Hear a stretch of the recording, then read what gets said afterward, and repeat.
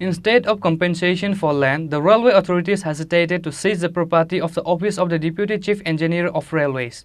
Samir Ranjan Dai, officer in charge of Railway Deputy Chief Engineer Office, said they will return the money within 7 days for an amount of rupees 11,72,768 rupees to Jyotilal Debbarma.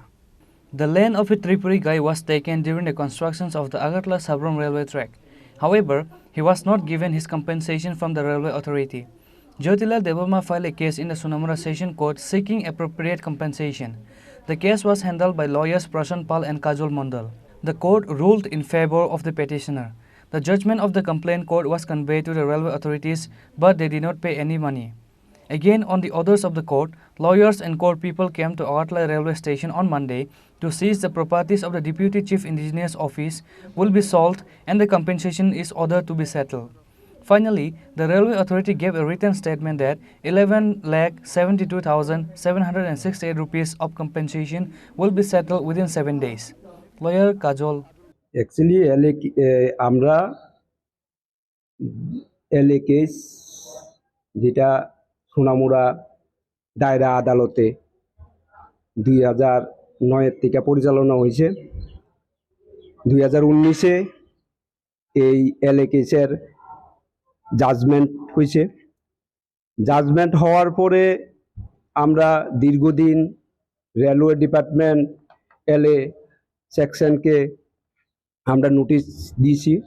দেওয়ার পরে দেখা গেছে ওরা কোনো সময় কর্ণপাত করছে না। এই জাজ যেই রায় করেছে, যেই কম্পেনশন দেওয়ার জন্য রায় করেছে, তারা কখনো কর্ণপাত করেনি। তাই আমরা এক্সিকিউশন মামলা ফাইল করেছি। আমাদের সিনিয়র এই প্রশান্ত পাল এবং আমি কাজল মণ্ডল তাদের নেতৃত্বে আমরা এক্সিকিউশন কেসে সাকসেসফুলভাবে আমরা এখানে অ্যাটাচমেন্টের অর্ডার নিয়ে, মাননীয় আদালতের অর্ডার নিয়ে রেলওয়ে ডিপার্টমেন্টে কুরুকের জন্য এসেছি। এই এখন আমরা আমাদের সাথে বিলিফও আছে, আমরা নিজেরা আসলাম। এখন রেলওয়ে ডিপার্টমেন্টের তারা আমাদের কাছে বলছে 7 দিনের সময় চাইছে, আন্ডারটেকিং দিবে, তারা রিটার্ন আন্ডারটেকিং দিবে এবং 7 দিনের মধ্যে তারা টাকা দেবে বলছে। যেই টাকা রায় হয়েছে সোনামুড়া দায়রা আদালত থেকে, ওই সম্পূর্ণ টাকা তারা 7 দিনের মধ্যে দিয়ে দেবে। টাকার অ্যামাউন্টটা আছে 11,72,768 টাকা। কেসটা সোনামুড়াতে আমি করছিলাম, কাজল মণ্ডল, আমার নাম কাজল মণ্ডল, অ্যাডভোকেট কাজল মণ্ডল। এটা রায় করিয়েছিলাম 2019-এ।